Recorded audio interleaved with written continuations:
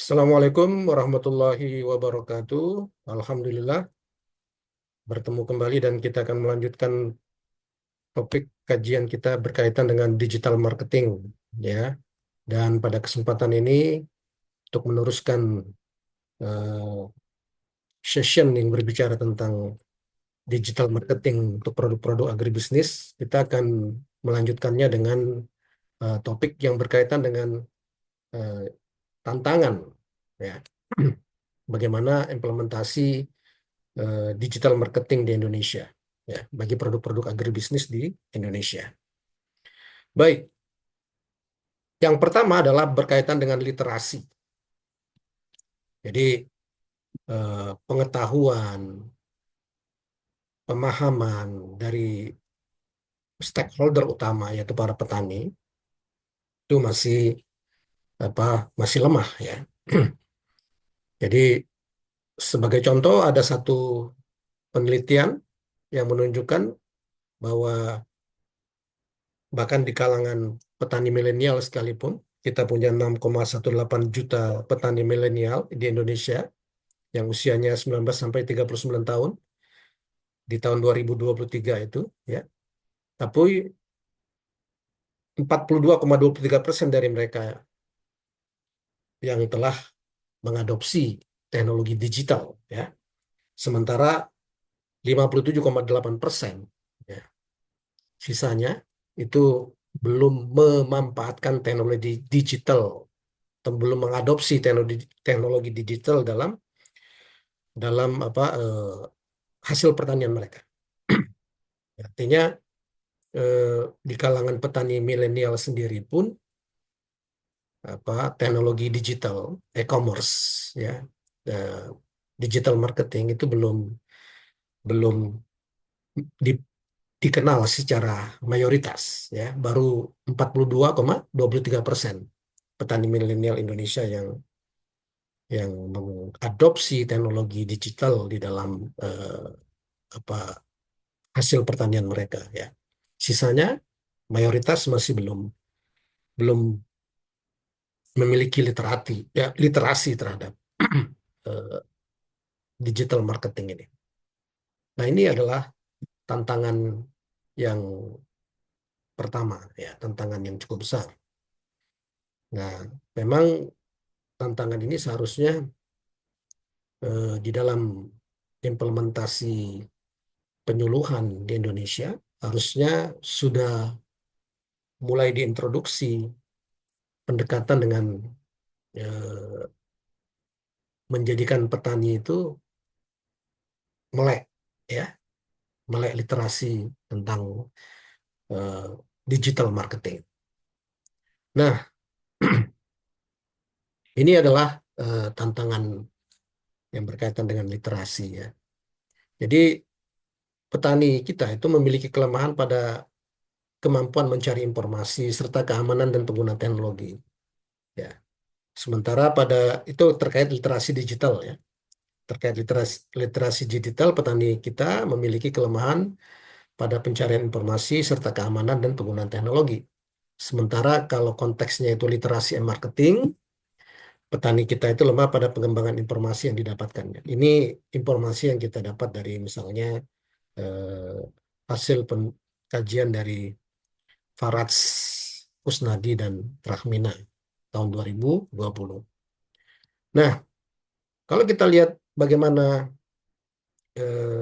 gambaran tentang kemampuan digital pemangku kepentingan sektor pertanian Indonesia, ya.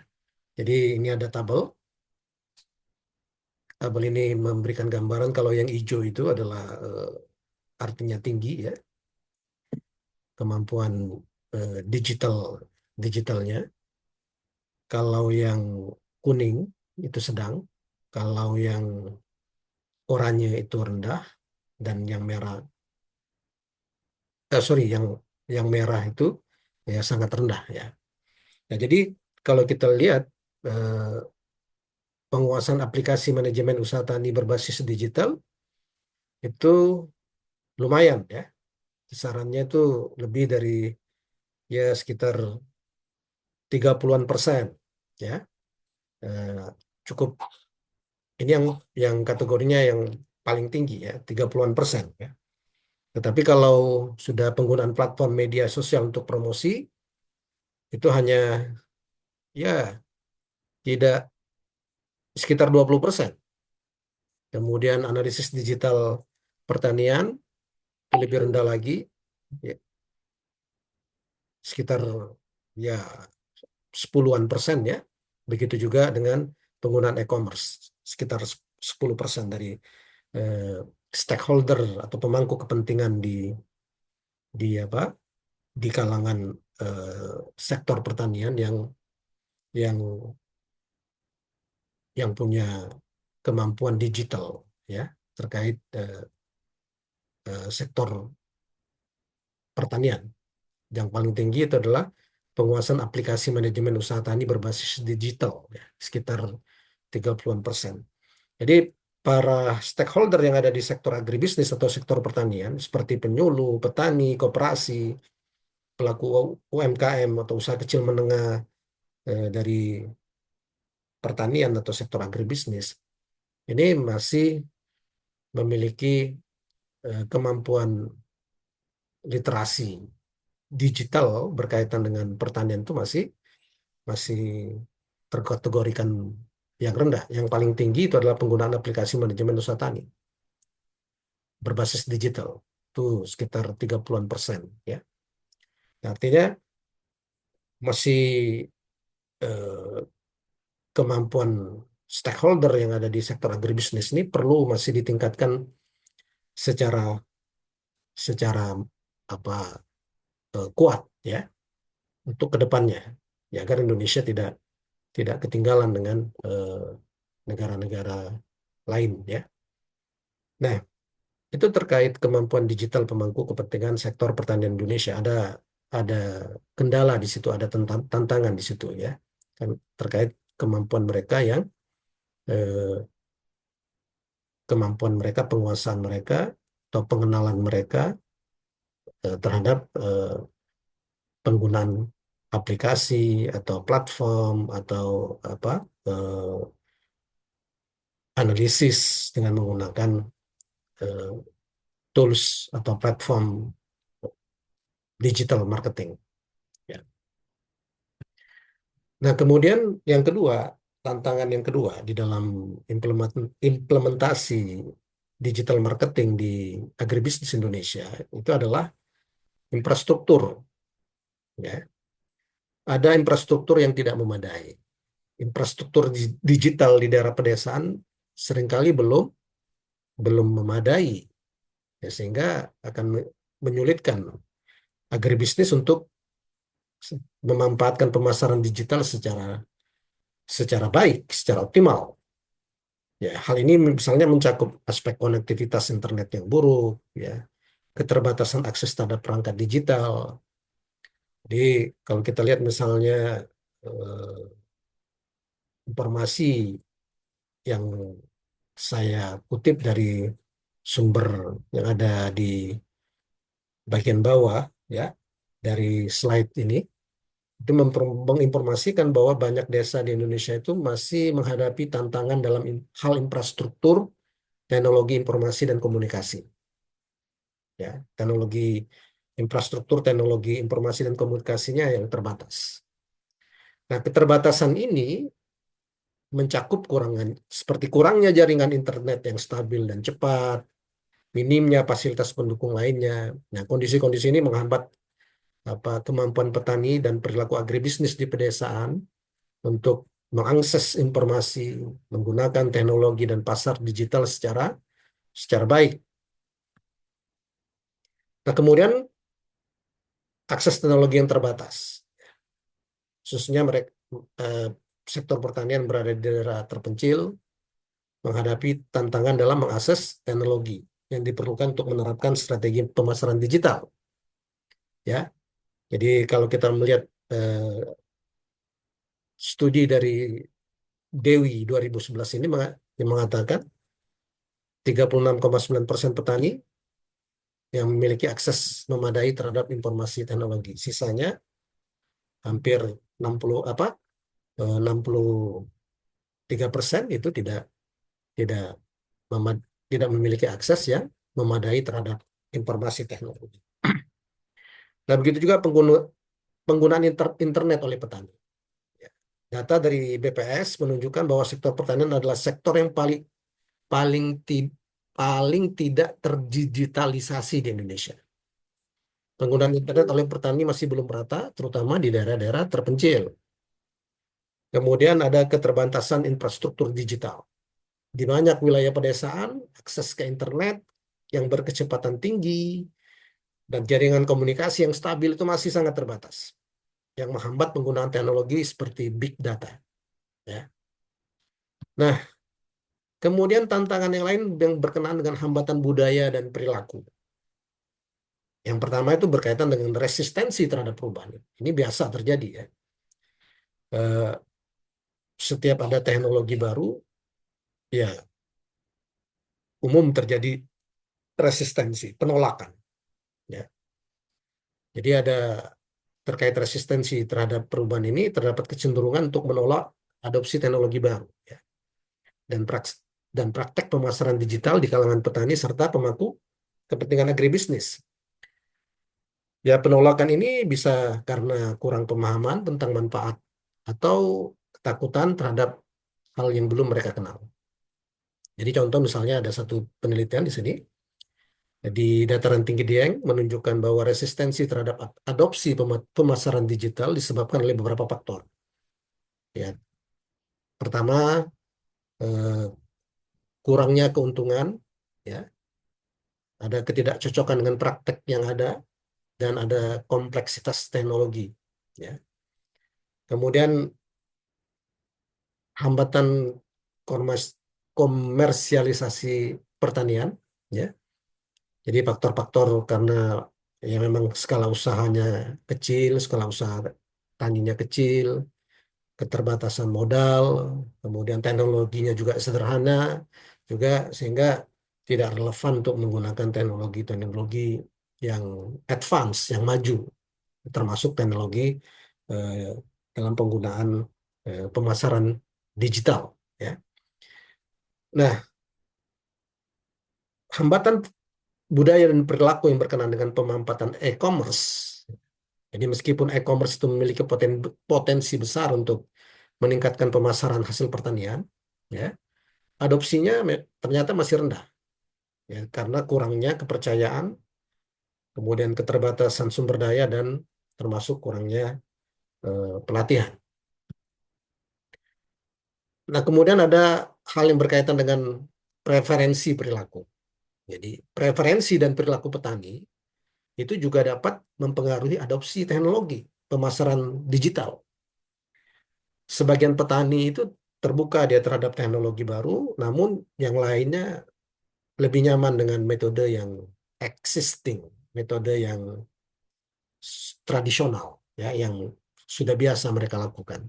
Jadi ya, sebagai contoh misalnya di sini ada penelitian di Cianjur yang menunjukkan bahwa sebagian besar petaninya masih menggunakan metode pemasaran tradisional. Walaupun begitu, ada kelompok kecil yang memulai memanfaatkan platform e-commerce untuk menjangkau pasar yang lebih luas. Ya.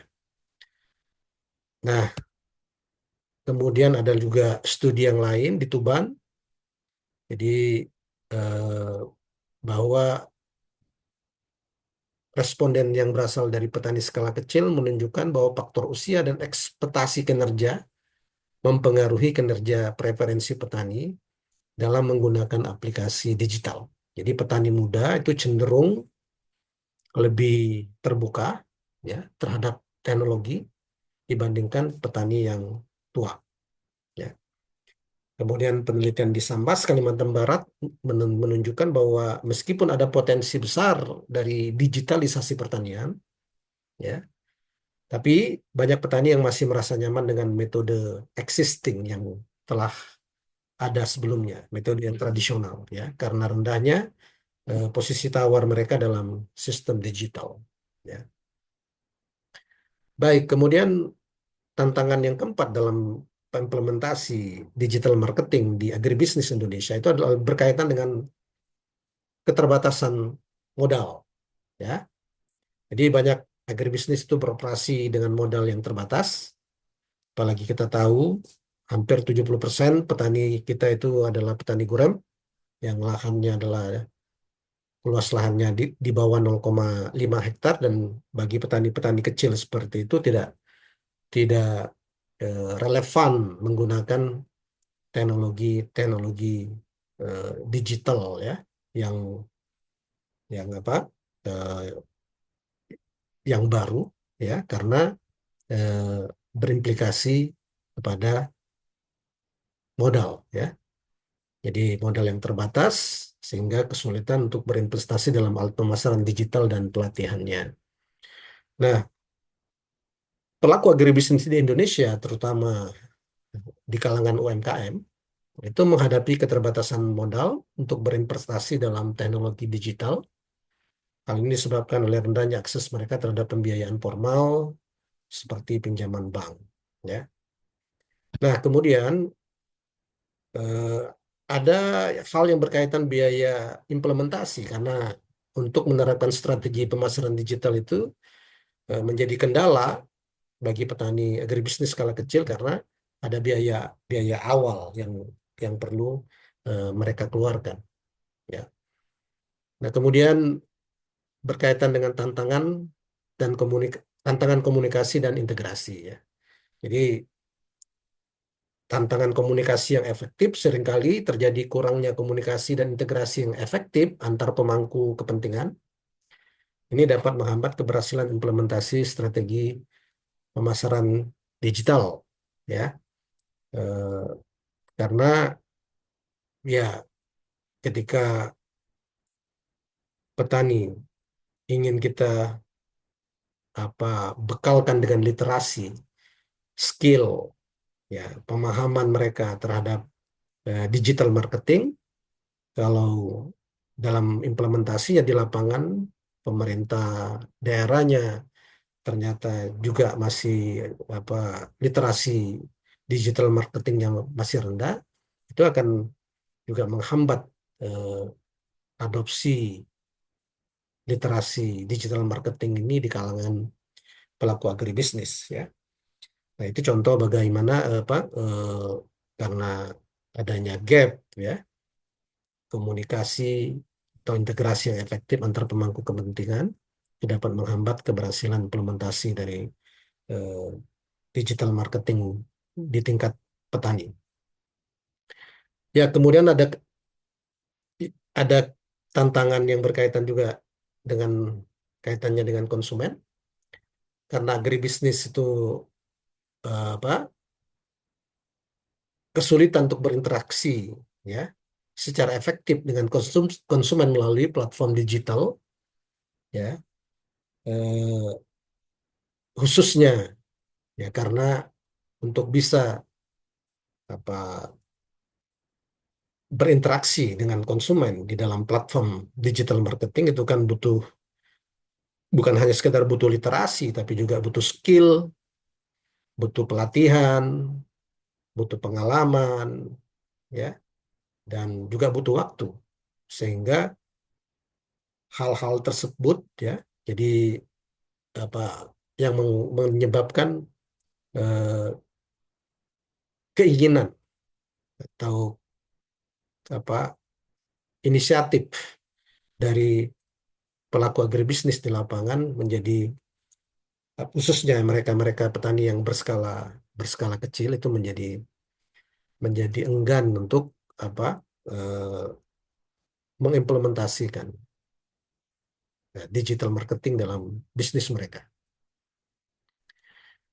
Nah, kemudian digital marketing ini juga mereka dihadapkan pada tantangan harus memahami regulasinya, ya, harus mengerti regulasinya, dan itu juga butuh butuh pembelajaran tersendiri, butuh apa waktu tersendiri, butuh energi tersendiri yang tidak tidak mudah ya bagi eh, petani-petani kecil di lapangan ya. Karena kepatuhan terhadap regulasi ini terkait misalnya harus memahami regulasi e-commerce ya. Ya, misalnya eh, bagaimana mekanisme transaksinya, bagaimana perlindungan data pribadi, standar produk. Dia mereka harus memahami dan mematuhi regulasi ini untuk memastikan operasi mereka sesuai dengan hukum yang berlaku. Kemudian standar produk. Produk agribisnis yang dipasarkan secara digital itu harus memenuhi standar tertentu, seperti sertifikasi organik atau standar keamanan pangannya. Nah, hal ini kan sering memerlukan investasi tambahan bagi pelaku agribisnis skala kecil, itu menjadi memberatkan mereka biaya investasi tambahan untuk memenuhi persyaratan tersebut ya. Nah, kemudian aturan yang berkaitan dengan perlindungan konsumen ya. Mereka juga harus apa, memahami undang-undang perlindungan konsumen, undang-undang ITE ya, informasi dan transaksi elektronik ya, yang mengatur tentang hak-hak konsumen dan transaksi digital. Jadi para pelaku agribisnis harus memastikan bahwa mereka memberikan informasi produk yang jelas dan tidak menyesatkan. Ya, karena konsekuensinya kan kalau melanggar hal itu akan berkonsekuensi dengan aturan ya, dengan hukum. Kemudian tantangan implementasi ya. Jadi pelaku agribisnis terutama yang berskala kecil menghadapi kesulitan dalam memahami dan menerapkan regulasi ya, karena keterbatasan SDM dan akses informasi mereka ya. Nah, jadi itu adalah sejumlah tantangan yang dihadapi oleh pelaku-pelaku agribisnis, khususnya pelaku agribisnis UMKM di lapangan ketika eh, mereka mau mengadopsi digital marketing ya. Jadi itu saja yang dapat saya sampaikan.